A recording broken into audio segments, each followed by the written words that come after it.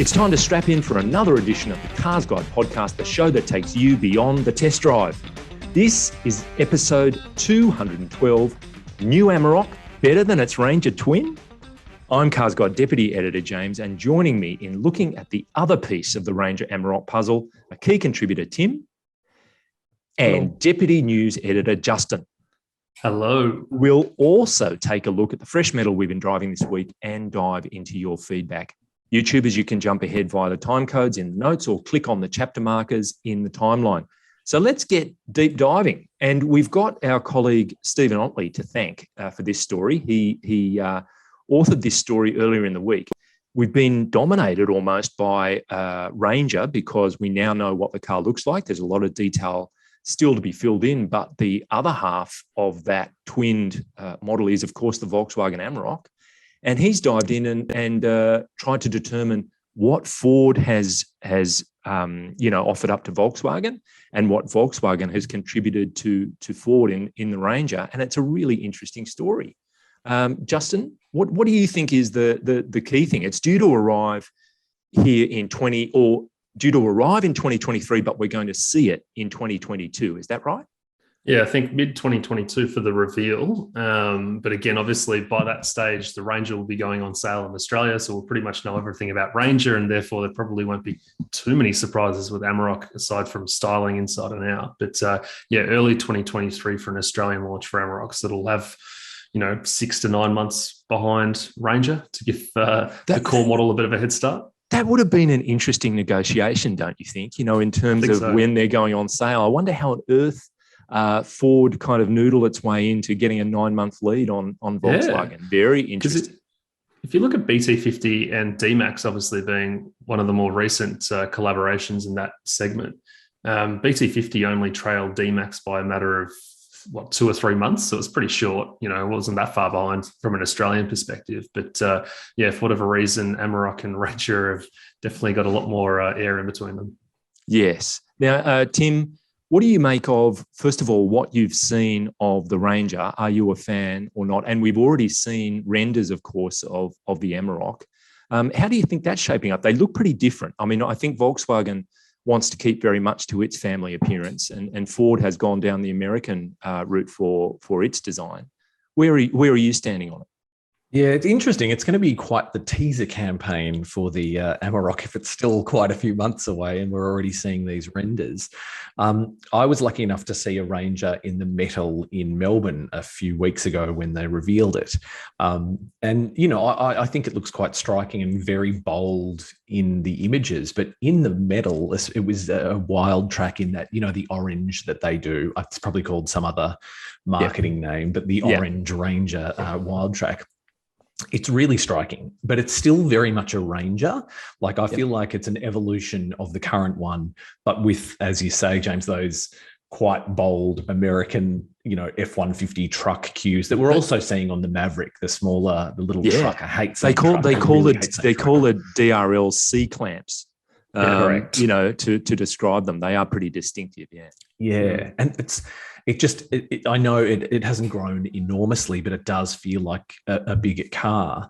And I think the renders that we've seen from Volkswagen give kind of a bit of a hint, but it does sound like that they are going to kind of take their own direction. The overall shape is obviously going to be very similar, but I think it will be distinctive enough for Volkswagen to kind of stand apart, which they clearly want to do.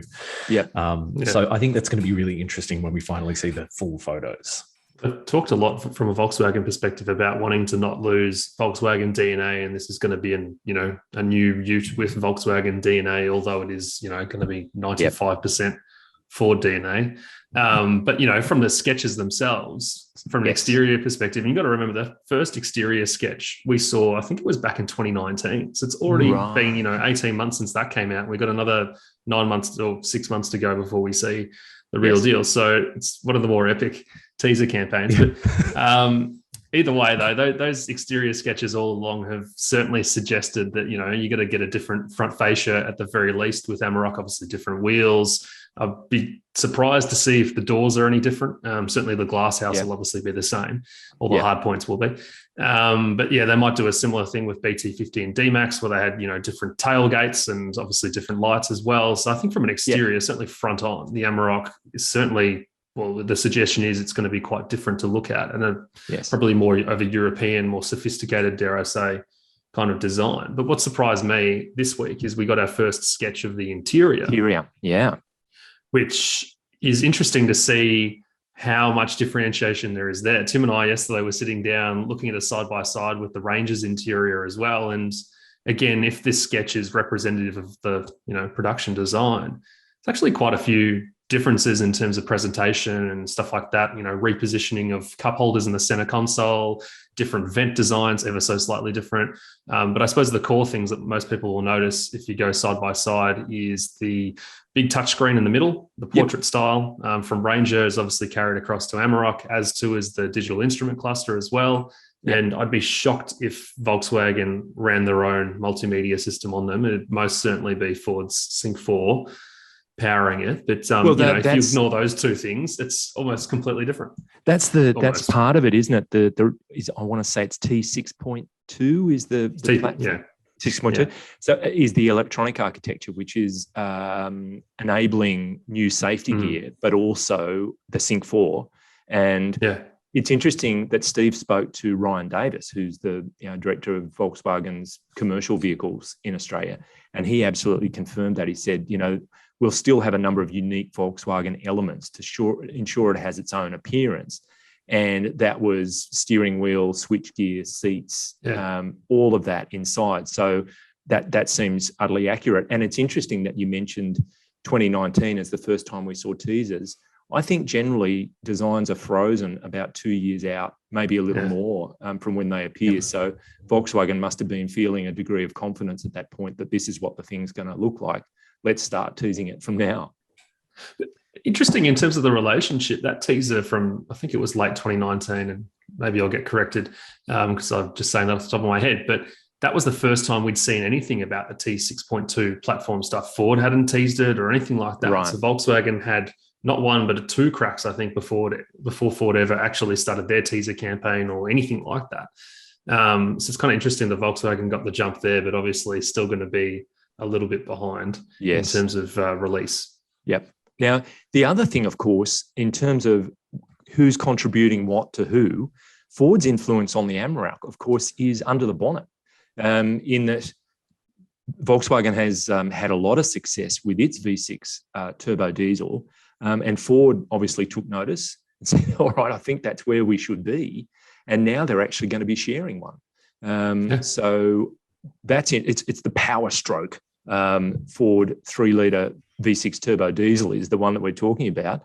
And question without notice, it already runs in an American Ford product, does it not? Yeah, it does in the F-150, but this Ranger version, the great contributor Byron Mathiadakis did a bit of a deep dive on powertrains and things like that for the Ranger. And essentially, it is the F-150 power stroke, but they have made a number of modifications to it for the Ranger application. So it's not necessarily like for like, although the engine in itself is, the core is still there, if you will. Yeah. They've made a number of modifications. Still haven't confirmed power outputs, but it's probably around the same mark as F-150, which is 190 kilowatts, 600 newton meters, which neatly kind of lines up with where Amarok V6 currently is. So, they won't be conceding ground or anything like that necessarily. So they're pretty like for like. But to your point, JC, you can definitely see that Volkswagen influenced Ford in terms of their engine choice. But ironically, Volkswagen is now going to be running a Ford V6. That's right. That's right. I mean, would at those outputs, 190 and 580, Steve's theorising that sets a new benchmark for the ute segment. That I think it's going to be done close to that. Amarok's currently 580, but this new Ranger / Amarok Power Stroke V6 should put out about 600 newton meters, which should move the benchmark up a little bit, and power will be similar to what Amarok already does, not on overboost. So, but again, we don't know the final figures. We're just guessing at this point.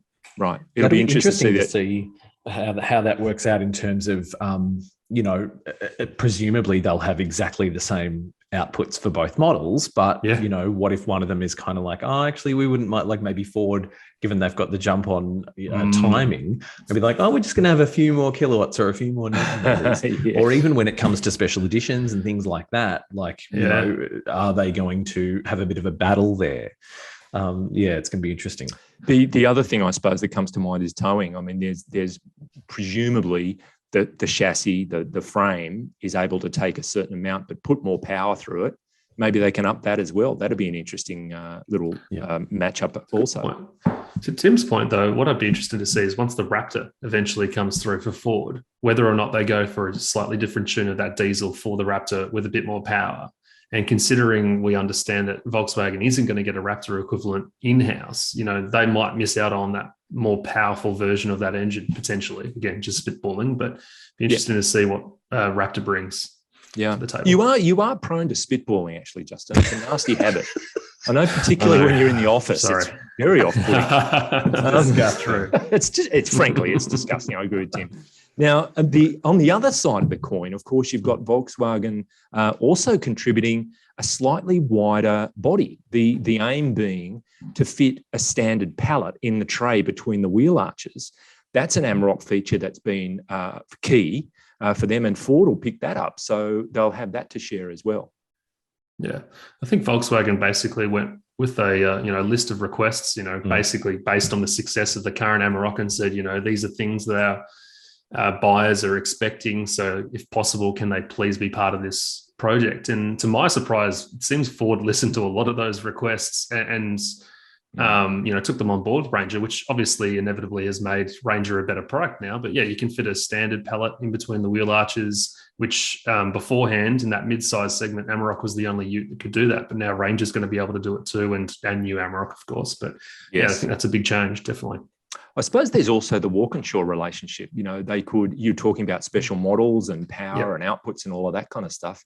There's no good reason why that wouldn't continue, where Volkswagen could do something on its own on that score. Yeah, I had a chat with the Walkinshaw people recently, and definitely the inference is, they've had a lot of success with that W580 program with Amarok locally. Even if there is a new model coming, or when the new model comes, they'll probably look to do something similar again. So even though, again, you might not be getting a Raptor equivalent from factory, certainly from an Australian perspective, I'd be very surprised if Walkinshaw didn't have a new W600 or something like that. Yes. Yeah, whatever it might be. So Raptor will go down one path, and a Walkinshaw Amarok may, take a different path to get to a similar destination. Yeah. Yeah. I think on the flip side as well, like obviously Ford's that V6 diesel is going to be the flagship for the regular Ranger range, right? But then they've got the bi-turbo diesel that we've seen before, a bit of a modified version, and they've got a single turbo version of that. It'll be interesting to see if Volkswagen, currently they still have, I'm pretty sure they still have the 4-cylinder turbo diesel. As well as that powerful V6, will they take a 4-cylinder version for entry-level versions, or are they just going to go, we're just V6 only now? Don't know. That will be interesting. It's a good point, because 80% or something like that of Amarok sales in Australia are the V6. Like, it's a ridiculously high number. So maybe they turn around and say, we're just going to go V6 only. Yeah. And I wonder also if the 4-cylinder versus V6, much as, people tend to write it off, it's a perception thing as well. Here we are every day talking about electrification and what have you, but in terms of a tradie truck, people probably want a V6 rather than a 4-cylinder engine, just almost on an emotional level as much as an actual practical level. For sure. I totally agree. And I think these demands, whether they were demands or requests from Volkswagen, who knows? But I think, as to your point, Justin, as well, this has only benefited the Ranger. Like, it's got a meaty V6. Australian buyers love that. Yeah. The fact that you can put a pallet in. I mean, it's incredible to me that the Ranger it's 10 years old this year, the T6, and it is. It's the last few months, it's been the top selling car in the country. It's like line ball with Hilux to be the top seller in its final year on sale. That is incredible. And still the segment benchmark too. Yeah, arguably. And hats off for a design that has aged so well. Totally. A lot of other 10-year-old models, you kind of, we all were pointing fingers at 370Z and, oh, look how ancient it is and whatever. The Ranger has done brilliantly well in terms of the aging of that design.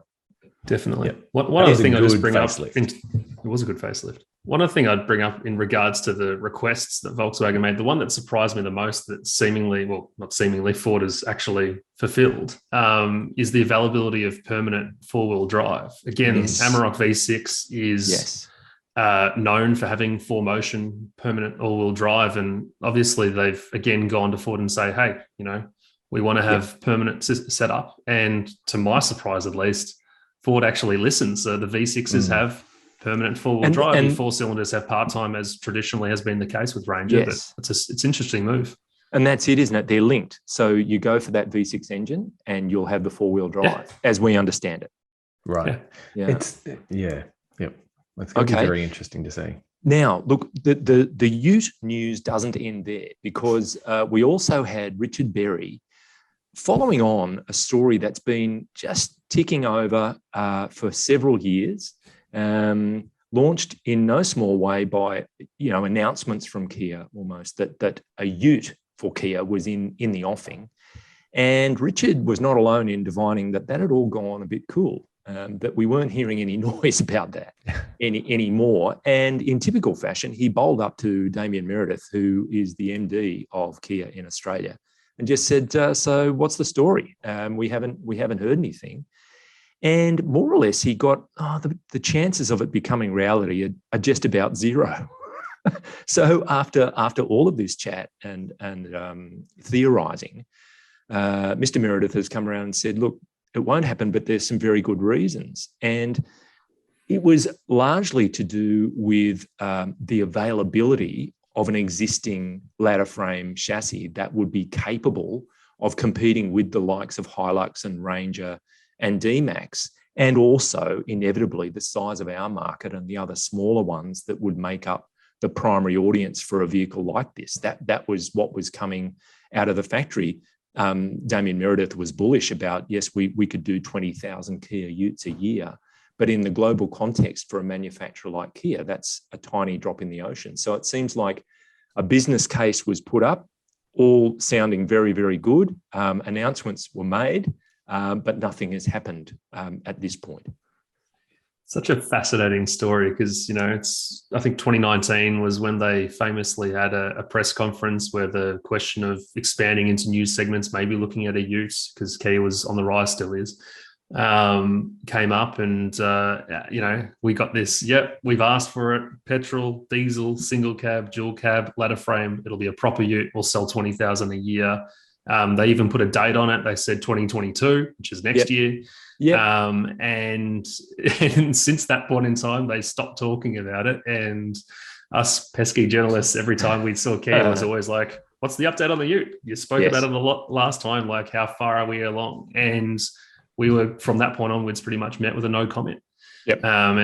Again, Richard's obviously managed to get the official word now, but it's just such a fascinating case. In the last 2 years, they've just gone dead silent on it. And then now we find out that it's basically, quote unquote, probably a long shot at this point. So, it doesn't seem like it's going to happen. But I think the other thing as well, and Richard raises it in his story, holding it back, platform, yes, but also potentially having to get these diesel and petrol engines into this platform and get it all ready for a brand that is going to start in some markets being electric only by the end of this decade. Yes. It's a massive investment to get a platform ready to support diesel and petrol, when theoretically, maybe not in Australia, but it won't be on sale in 8 years' time. Yes. I think that probably from a business case perspective didn't really add up. So there is, of course, potential for maybe hydrogen or electric Ute down the line, but the Kia Ute that we were somewhat promised certainly doesn't seem to be happening. Yes. And it was interesting. I had the opportunity to ask a similar question of Hyundai recently, so the Hyundai Ute, what's happening?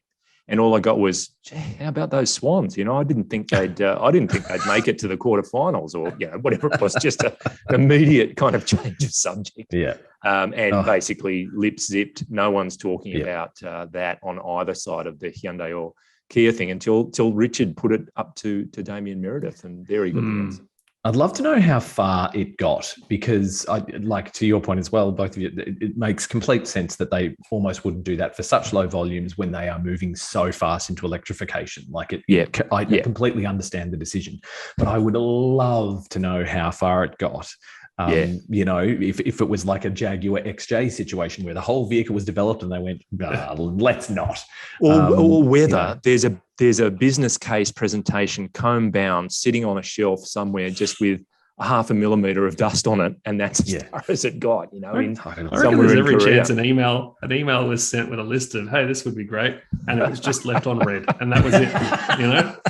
It's in the junk folder. It's in the junk folder. My God. But, word on the street was that the high ups in the Hyundai group and Kia probably more specifically weren't thrilled about all the noise that was being made about a Kia Ute in Australia, and certain people were given a rap over the knuckles over it. So it's all the more surprising that Damien Meredith just opened up and gave Richard such straight answers. But there it is. So the ultimate thing was they said, look, it's not a total no, but it's far much further than it's ever been from a yes. Yeah.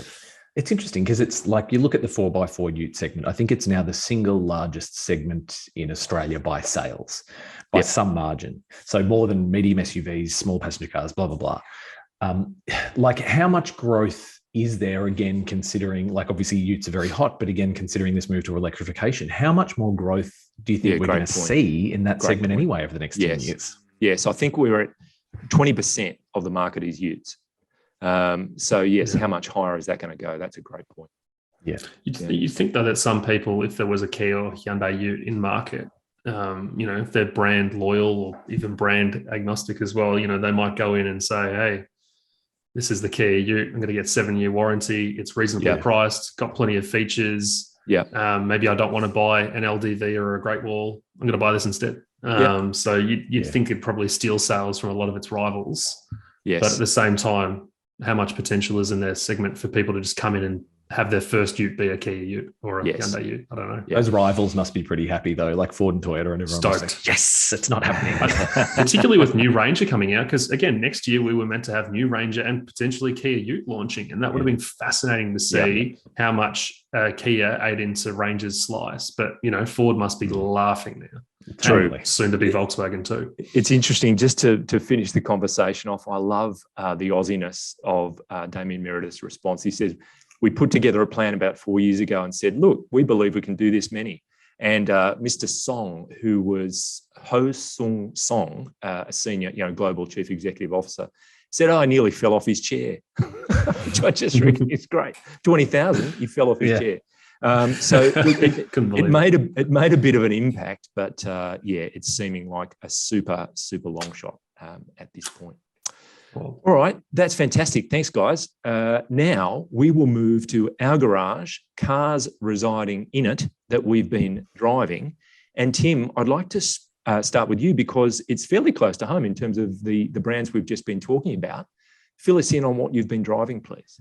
That's true. Yes, I have just gotten out of a Kia Sportage, the new generation Kia Sportage that launched, I think, last month. And I was driving the GT-Line, which is the flagship model grade with the turbo diesel engine. And interestingly, the week before it, I'd just gotten out of the also very new Hyundai Tucson Highlander diesel, which is essentially the same car underneath, same platform, same engine, the whole kit and caboodle. So it's a custom Tim Nicholson comparison, basically, week on week. Pretty much. Exactly right. Great. And it's funny because that Hyundai, I couldn't really fault it. And I did have a good chat with our colleague Byron about this. There was nothing really wrong with it, but there was just something that was missing, that driver engagement. It was missing just that, that thing. It's like, I don't love driving this. It's very functional and most people will be very happy buying that car. But the Kia has got that level of dynamism and driver engagement that's missing from the Tucson. And it's right. For my money, it looks better. The cabin is just as spacious. I love they've got in that top spec one, they've got that curved screen that goes across the entire dash on the driver's side. I think they've done that better. Ergonomically, it's superior. The ride is better as well. And somehow, even though it's got the same engine, I don't know how they've done this, it's more responsive. Right. Right. They've just done a better job. It's really interesting. I for what it's worth, really love both designs. Okay. I follow Chris Harris on Twitter, and he was talking about the Tucson. He said he loves when he sees one oncoming. He just loves those things, and he kind of the lights mentally gives them a wave. But I think it could date rather rapidly. It's I don't know, just a gut feel, but I agree. That's superficial, but interesting that you've got a kind of personality difference out of the driving of them. Under the I think that comes down to the local ride and handling tune that Kia has given the Sportage, whereas Hyundai, who has done that for many years, didn't do that with the Tucson. And again, I've driven both of the same cars as well. And to Tim's point, the difference between them is pretty stark. The Hyundai's pretty ordinary to drive in comparison. The Kia is definitely a lot more lively, engaging, and all that. So I think it just goes to show, those dollars spent on localizing the car makes such a big difference. And if you were tossing up between the two, I personally would buy the Sportage, forgetting about looks. I would buy the Sportage without even thinking about it. Yeah. I just wonder, we're keenly aware of that for a time Hyundai was tuning suspension locally. Kia continues to do so. That I don't know whether people bowling into a showroom to buy those cars are particularly conscious of it, but just the effect that has when they do the test drive, when they start to experience the car, it's having an impact. Unless you're hugely brand loyal, though, you would possibly be cross-shopping a Tucson with a Sportage or a Sportage with a Tucson or CX-5, RAV4, whatever other things in segments. So hopefully most buyers would go out there and, test the waters with a few different brands and a few different models. And I'd hope that most would see the difference in terms of the driving. But again, if it's just the type of person that likes to go to A from A to B, they might not notice. Yeah. I'm going to go as far to say, look, and I haven't driven something like the new Mitsubishi Outlander yet, but for my money, that Sportage is now right up there with the best in segment. I was so impressed. Great. All right. Unless you buy the S, which is the base model, and that likes to remind you that you didn't spend a lot of money or didn't spend as much money as you can on other grades, because the interior is plastic fantastic. It is quite it's unbecoming of what you get in a GT line. What a brilliant word, unbecoming. It's not used. It's not used enough. Conduct unbecoming. Now we're staying inside the same tent here, Justin, because you've been driving a Hyundai, but of a particular type. Tell us about it, please. Yeah, I've got behind the wheel of an i30N, which of course is the hot hatch from Hyundai, Volkswagen GTI competitor. All that kind of jazz. Now, obviously, the i30N launched a few years ago. It's had a facelift recently, but that facelift crucially brought in the long-promised dual-clutch transmission. We've been waiting seemingly since the launch of this car originally for that to become available, and it only has with the facelift. But it's been a long time coming. I just wake up at night sometimes thinking, when is that? When is the dual-clutch coming for that? What's much going like on? the Kia Ute, we've been waiting for that for a few years. It's like we've also been waiting for the DCT in the i30N for a few years as well. But unlike the Kia Ute, the DCT is actually here. It happened. So it happened. But no, I was particularly excited to drive it because, funnily enough, my sister actually bought one and she had it delivered during one of the lockdowns in Victoria. So she's had it for months, and I hadn't been able to drive it because I hadn't been able to go see her and all that kind of stuff and whatever. And anyway, finally had one booked in, got to drive it, wasn't hers. And I had so much fun. I really love the manual i30N, but the DCTs, it's just a fantastic transmission. And even if it did take them 3 or 4 years to actually bring it to market, I'm glad they took their time because it's probably one of the best DCTs, I reckon. It's pretty fantastic. But I suppose for me, the great thing about the i30N, being a bit of if you've got a bit of hoon in you, not saying I am a hoon, but it makes a lot of noise and a lot of characterful noise. And I think the DCT's the best way to exploit all that sound that it makes. So I haven't seen so many people fearful for their lives because they thought they were getting shot at because it's gunfire basically coming out of the exhaust. It's just the cracks, the pops, the whips, all that kind of stuff. It's so characterful. It's hilarious. Can you get your sister to a circuit and grid up for a 3-lap screamer or something and see who is actually, I think best? so. Yeah, good. I think so, that's good. possibly. So what I did during the course of that time that I had it was, obviously was trying to learn the best way to extract the most sound out of it. And she's obviously had her car for a few months and immensely enjoyed it. But I came back to her and actually, funnily enough, saw her the day after I gave it back.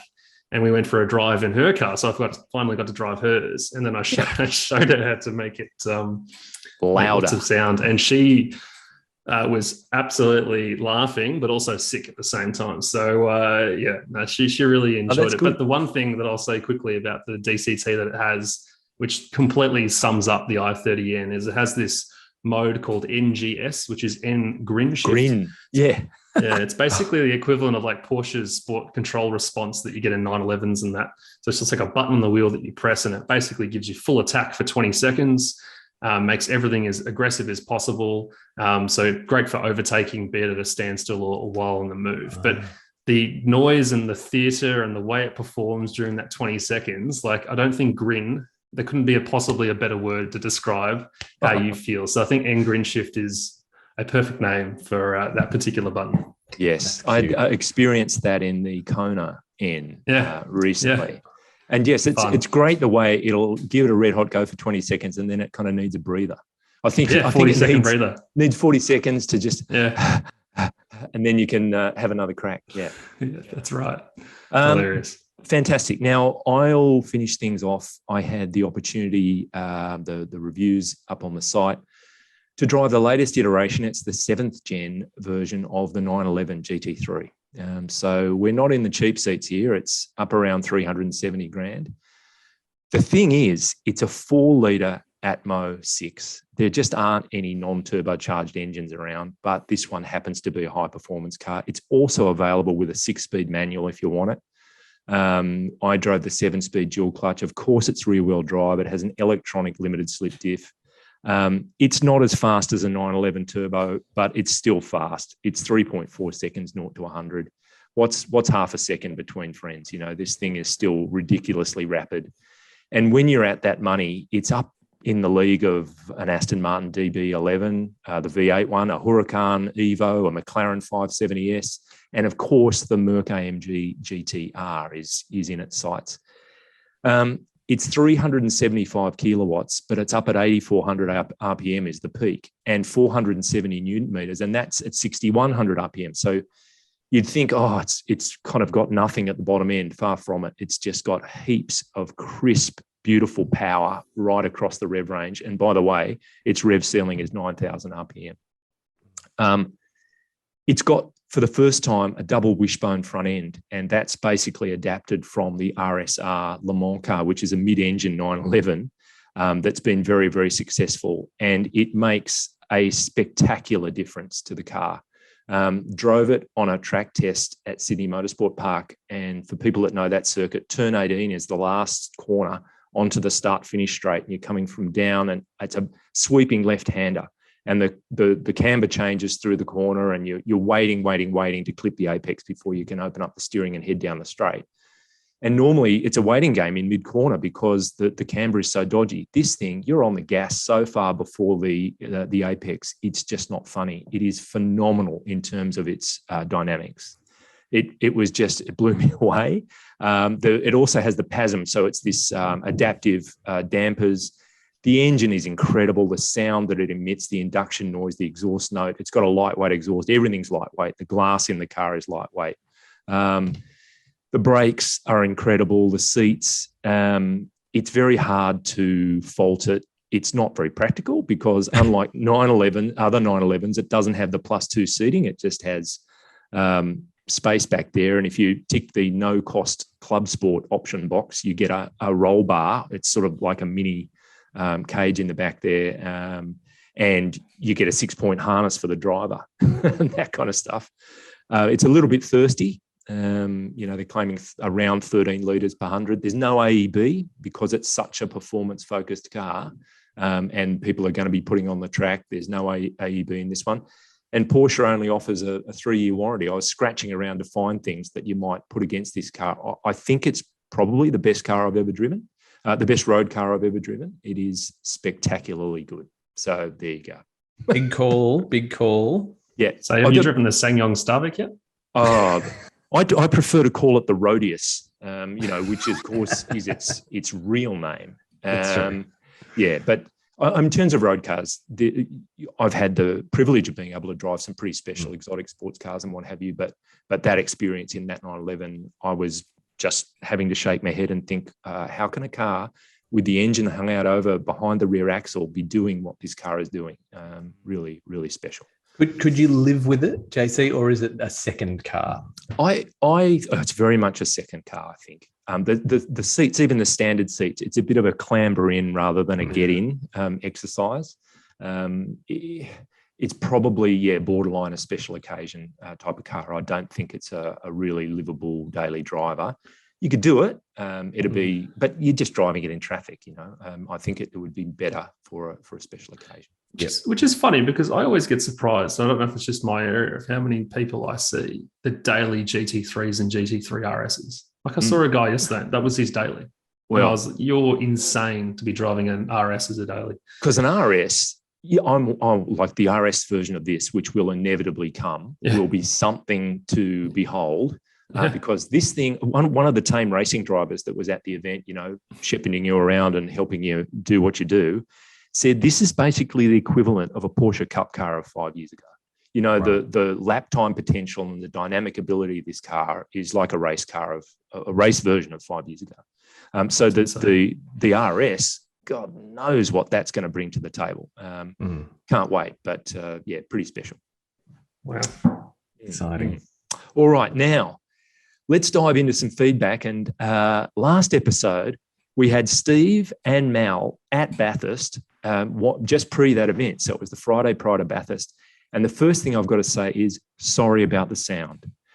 We were setting things up as best we could, but the sound didn't really work out. There were some people who came at us at the comments email address and let us know that it was unlistenable for them. So we can do better. Hopefully we're in slightly better shape today. But first up, apologies for that. But then Peter Pan, I think, spoke for a lot of people when he said, I used to watch Bathurst religiously. I had every TV in the house tuned in to the big race so I wouldn't miss a single moment. Those days are long gone and I haven't tuned in for years, or supercars generally for that matter. He was watching that night's news and was showing the post-race celebrations when the camera focused on a Holden wins Bathurst poster. He said, at that moment, I felt angry, sad and resentful all at once. How friggin' pathetic. He says, I don't see the point of supercars, to be honest, either in its current form or future format. Holden versus Ford's no longer relevant. Mustang versus Camaro is irrelevant to begin with. I'd be surprised if the Mustang's still around in 2023. But then on a different note, he says, in closing, I'd like to wish everyone a very Merry Christmas and happy and prosperous 2022. Wow. It's Peter Pan. To his point about supercars, though, my dad used to be a massive supercars fan. He famously nearly missed my birth because he would rather watch Brocky win Bathurst because it was Bathurst Day. I was born on a Sunday. And Brock was racing and he didn't want to leave the TV. But I think my mum screamed from the room and then, he eventually, you did this. Pulled himself away from the TV. Yeah. Participated for the birth and then left again. But he doesn't engage or watch supercars or anything like that anymore personally. I'm much the same too, but that's just me. Do you know, I noticed having an occasional look on the TV during this year's event, it looked like it was really easy to get up to a viewing point at Mount Panorama, whereas typically it's like fighting your way through a crowd at a rock concert. There just looked to be a lot of breathing room. So I wonder about that too. You think it's gone downhill in terms of attendance and even the non-Bathurst the other ones through the year, I wouldn't be surprised. Obviously, in the last 2 years, everything has. But the Holden versus Ford thing, I kind of agree with. I used to watch it with my dad. We went to Sandown quite a few times. I met Peter Brock. I've still got a picture of a very skinny version of me as a child standing next to Peter Brock. Nice. And, giving those ones to like Dick Johnson, like we were a Holden family. Right.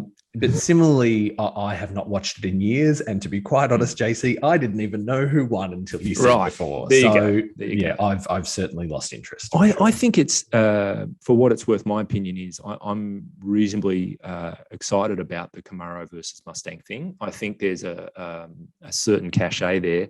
I was massively disappointed by the way the current Mustang race car looks. It just looks silly. It looks like an Aussie racing car, those little ones with the motorbike engines in them. I couldn't warm to it at all. It seemed like it had hit a real brick wall with where the cars were going. So anyway, what about you, Justin? Do you ever tune into the supercars, or did you give Bathurst a bit of a look?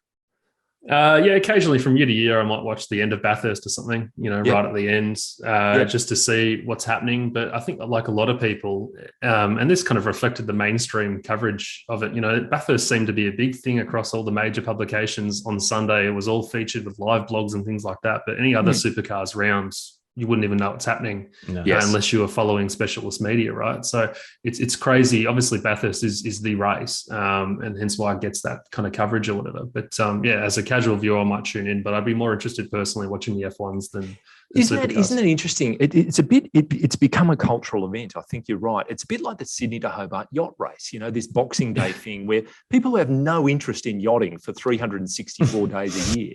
Or the Australian Open. Become interested in a lot of rich people sailing their boats from Sydney down to Hobart. It's bizarre. Totally. Yeah. Seasonal.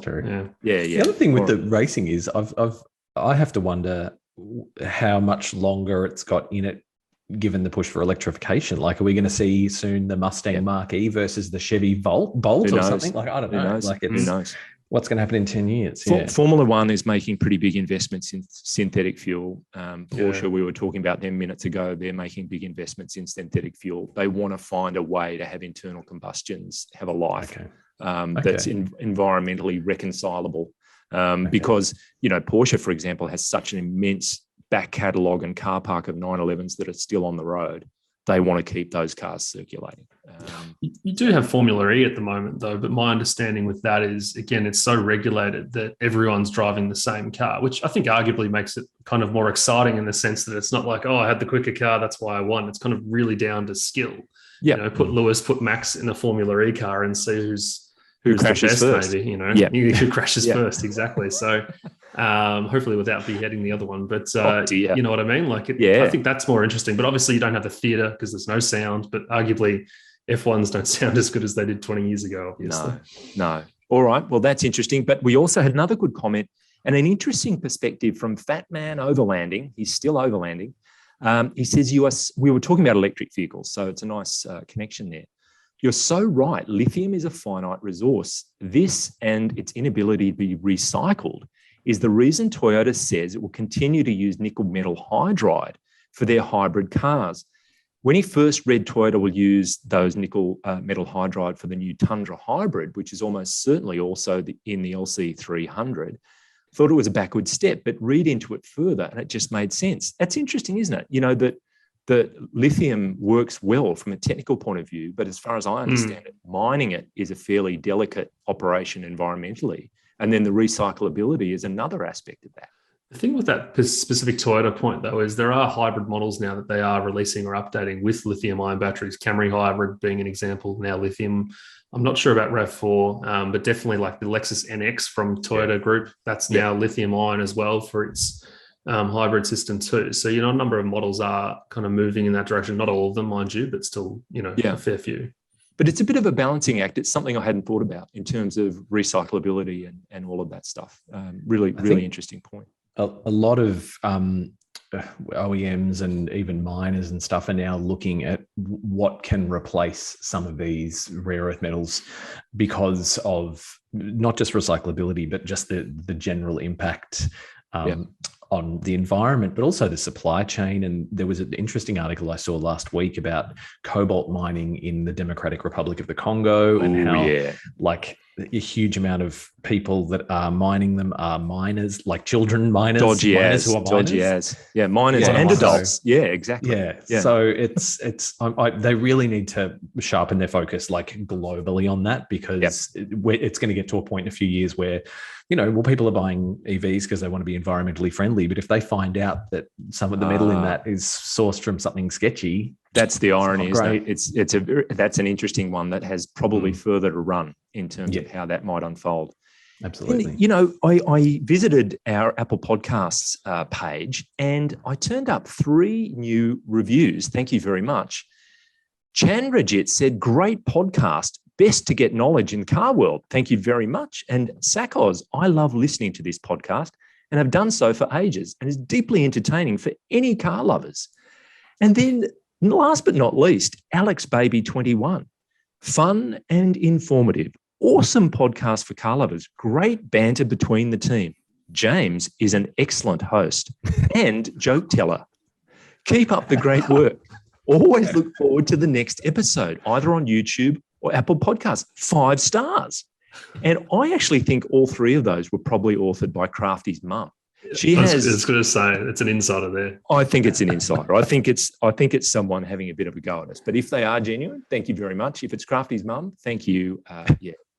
Thank you very much, Mrs. Craft. Amazing. Now, that in fact brings us to the finish line. So it's time to say thank you, Justin. Thank you very much. And thank you, Tim. Thanks, JC. And thanks to our amazement officer, chief cannabis sniffer and hangover cure specialist, Mr. Pritchard, for his commitment to making us seem to look like we know what we're doing. Today, he's wearing a T-shirt saying, "Shh, no one cares." Seeing eye pants and shopping basket platform sandals. Incredible. Always pushing the boundaries. Jump into the conversation. CarsGuide is on Facebook and Instagram, or email us at comments@carsguide.com.au. Apple Podcast listeners, please take a moment to rate and review the show, as Crafty's mum has done. 5 is the preferred number of stars. Thank you. If you enjoyed the episode, make sure to subscribe to the CarsGuide YouTube channel so you can stay on top of all our latest content. But before we go, I'm planning a road trip over Christmas down the beautiful south coast of New South Wales. And my significant other's been asking which way I intend to cross Sydney Harbour to get us down to the start of the Princes Highway. And I guess we'll cross that bridge when we come to it. Oh, my God. Dear me. That's Pritchard level right there. Oh, sorry, he's listening.